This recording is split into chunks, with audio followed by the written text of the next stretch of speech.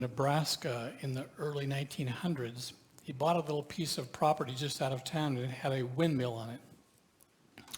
And the windmill pumped water that supplied all their homes, their house and their garden and their animals.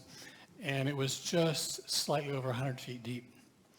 When we began visiting him, and let me just say too that the water comes from a huge aquifer called the Okalagan Aquifer. Covers all of that central area of the United States. When we visited them in the 70s and 80s, probably 80s and 90s, the water level of that aquifer had gone down to 200 and some feet, and it's continuing to drop. And they estimate that if humans stopped using the aquifer completely, that it would take 6,000 years for it to replenish back to where it used to be. This morning I want to talk to you about water, and that may seem like an odd topic to discuss for a morning sermon, but it grew out of a passage of scripture in Mark chapter 12, and something that was in there. And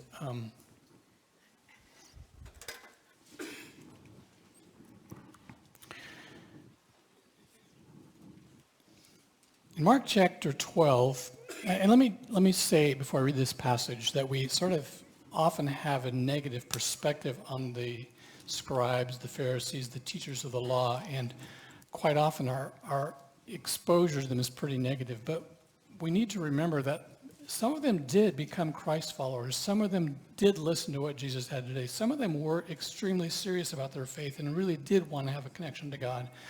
And were hungry and were looking for something. They were truly looking for the Messiah. And some of them responded to Jesus. So this is one of them.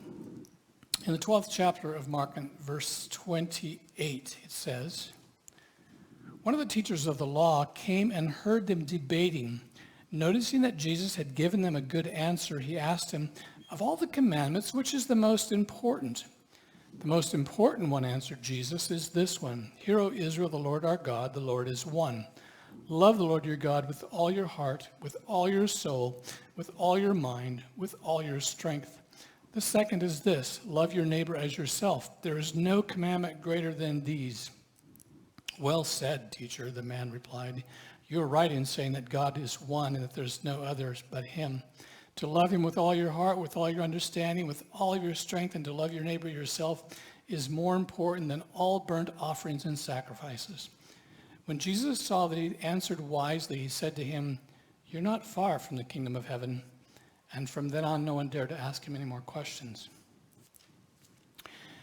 I was thinking about that passage and how we do truly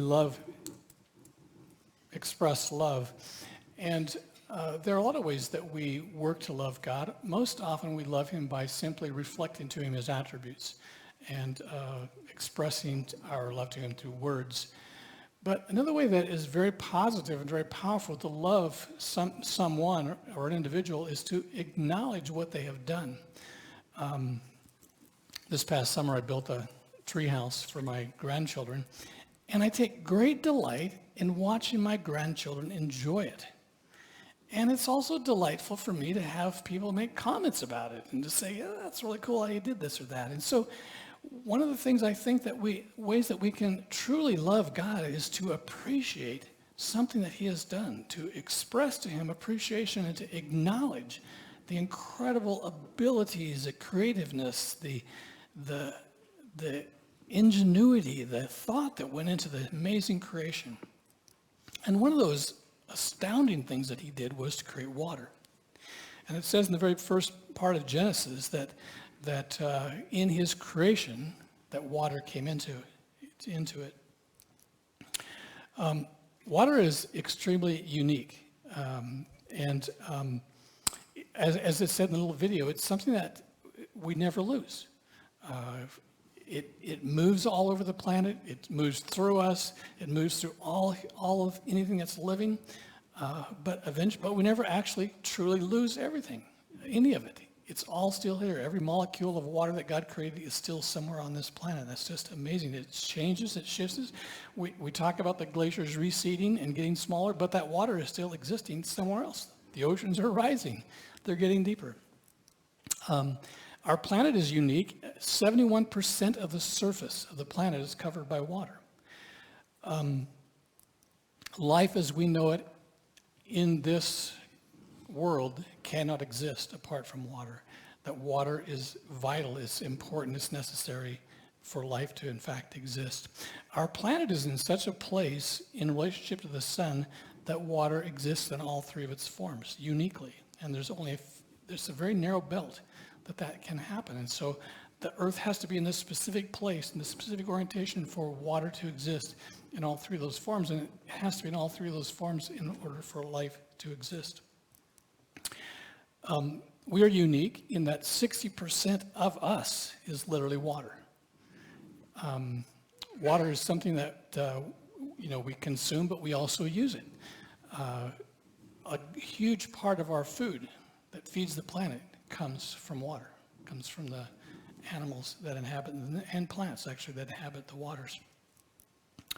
It is used, it's a prime way that we use to travel. People cruise around on ships. It's extremely important for commerce. Our ships travel across all over the planet via water, and it's an important part of our history. We use it for heating. We use it for cooling. We use it, obviously, for creating power. It was interesting to me when we were touring the aircraft carrier Lexington that it was actually a steam-powered ship, that the oil that was used to create steam, and that powered the ship. And modern aircraft carriers, nuclear aircraft carriers, also use steam. They use nuclear energy to create the steam, but it's actually steam that drives the engine.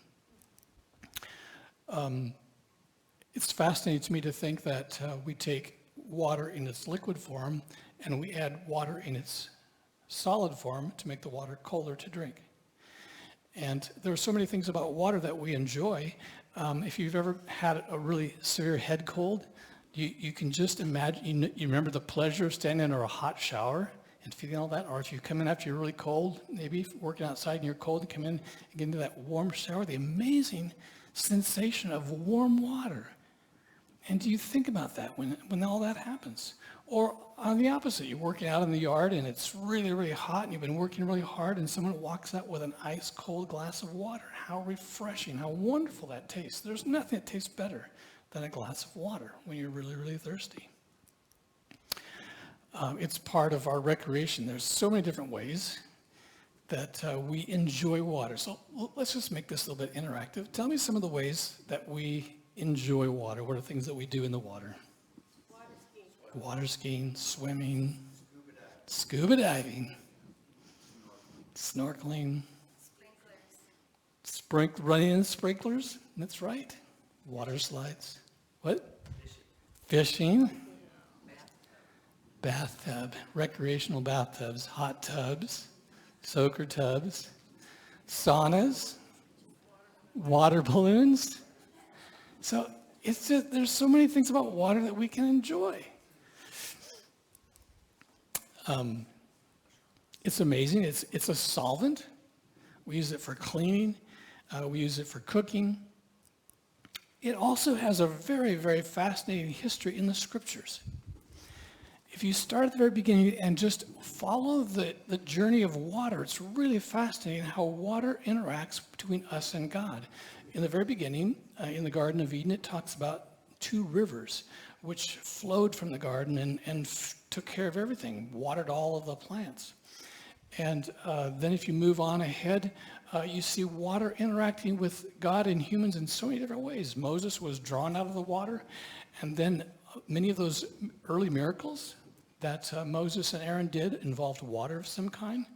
And then there's the parting of the water when they leave Egypt, and then they get out into the wilderness and there's no water, and the water comes out of a rock. And then moving ahead, they go into a land which is flowing with water, and there's rich sources of water there, so they can become an agrarian society. Then there's the prophets, and one story comes to mind of, well, we all know the story of Elijah and praying during the drought and seeing the little puff of a cloud that came up, and it started to rain. And then there's the story of Elisha that made the axe head float in the water. And there's times when water was poisoned that was made well. What are some things in the New Testament that you can think of where water was involved in the life of Jesus? Water into wine, the first miracle at Cana. Baptism is an important part. The lady at the well and Jesus walking on the water. Calming the storm. River of life in Revelations. Mm-hmm. What was it you were going to say? Moses. Mm-hmm. Parting the waters.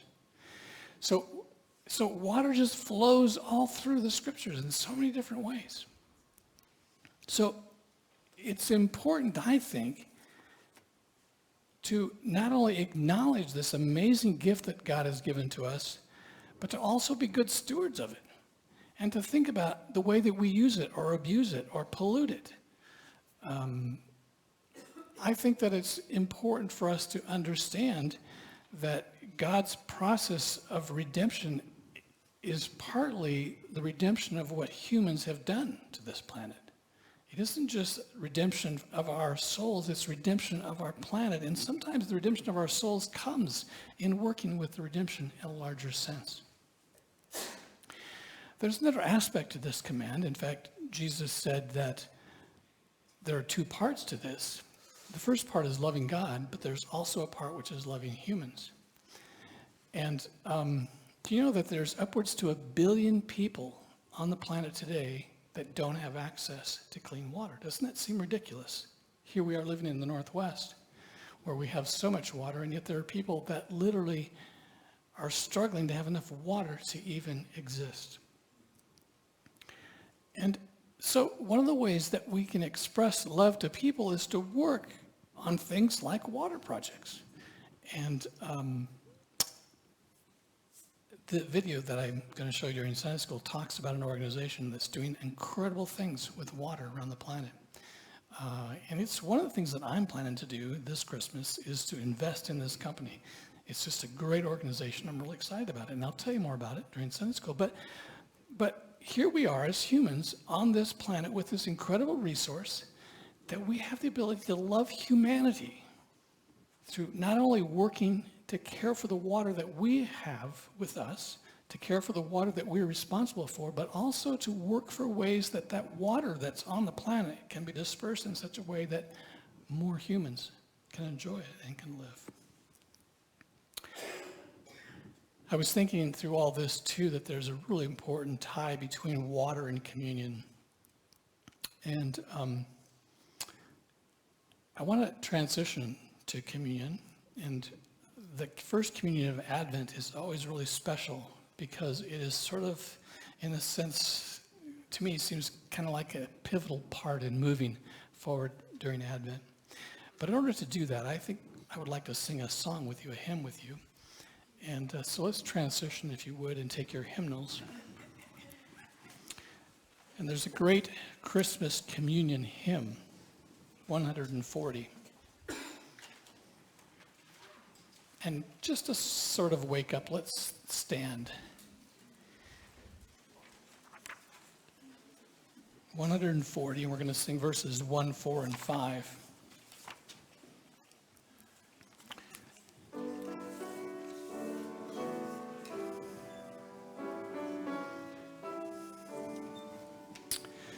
Gathered round your table on this holy eve, viewing Bethlehem's stable, we rejoice and grieve.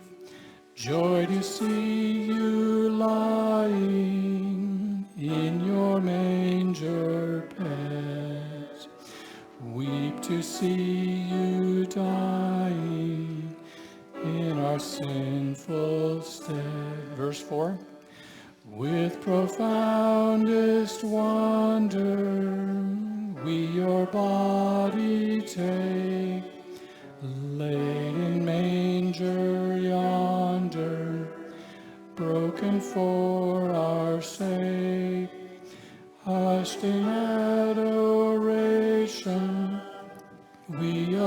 approach the cup, Bethlehem's pure relation freely offered up.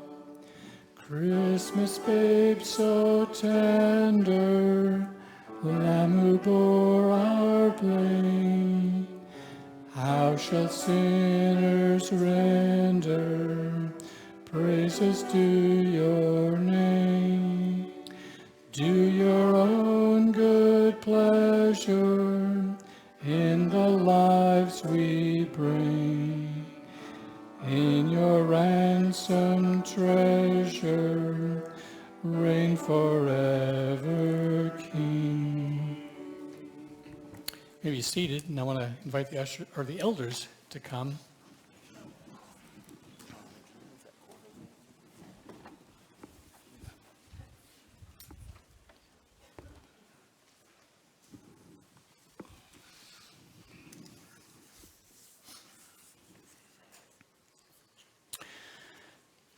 When Nicodemus came to Jesus and he was asking him about how do you inherit eternal life, Jesus said, well, you have to be born two ways. You have to be born in water and in spirit. And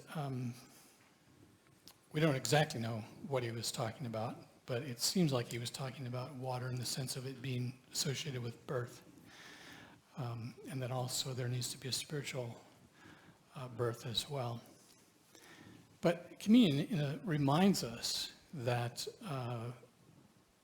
our approach to Christmas is physical. It's very much a part of our world and what we're moving through, but it's also spiritual as well. And so Jesus said when he took the bread on that first week of Passover, and the Passover celebration had a lot of water. There were lots of washings, and there were actually offerings that involved water.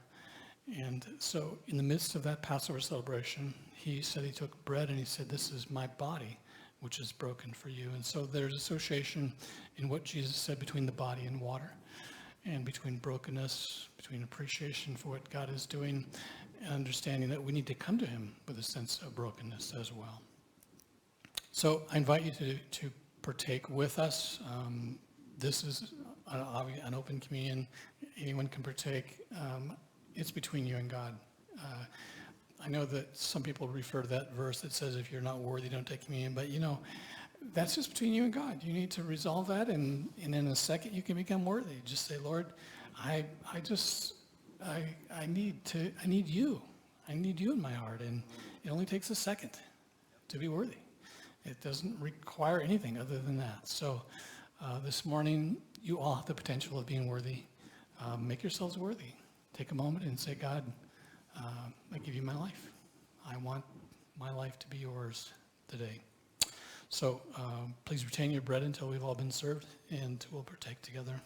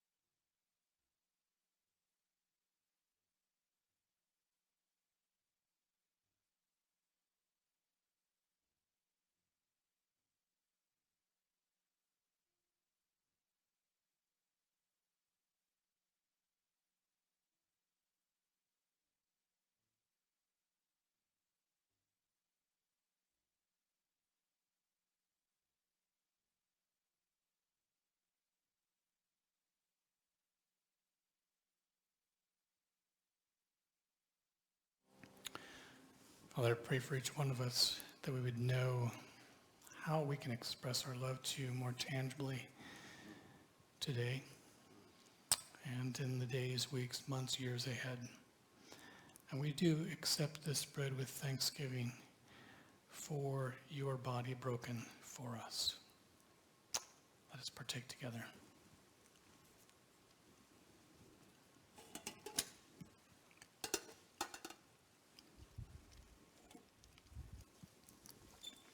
Jesus said, "This cup is my blood." Blood is predominantly water.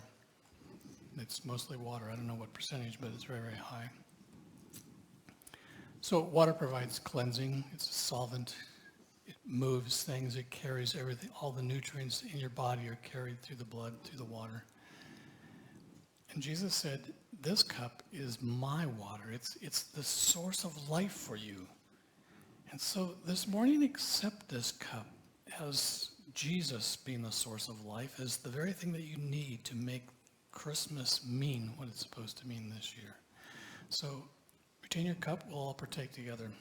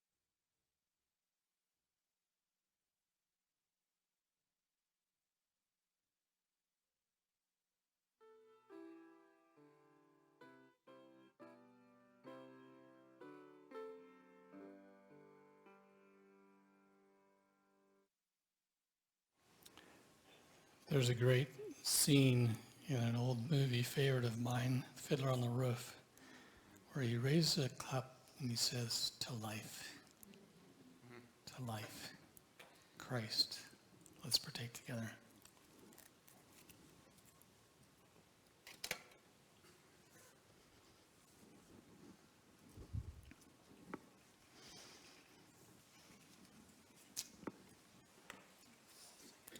Sometimes at the end of a service, there is a feeling in some people, sometimes of myself, that need something a little bit more. And I just want to make you aware and remind you that we have a prayer room. Just go right through the office, and it's there on the right, says prayer room on the door. And there are men and women available to pray with you. And they will ask, "How can I pray for you?" You don't have to give them a reason. You can just say, "I just need you to pray." Or you may want to share with them how you'd like for them to pray for you today. But that's a resource available for you. Sometimes it is just a great help to have someone else sit beside you and to just sense the community of prayers that they can provide. So make yourself avail of that if it's helpful to you today. Stand with me and let me conclude with the benediction.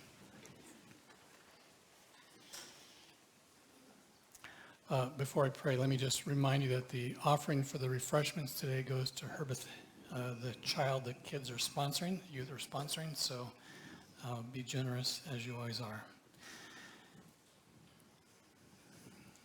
May the God that walked on water, that created water, that refreshes, cleanses, and nourishes you with water, fill you with his joy today in this season. Amen.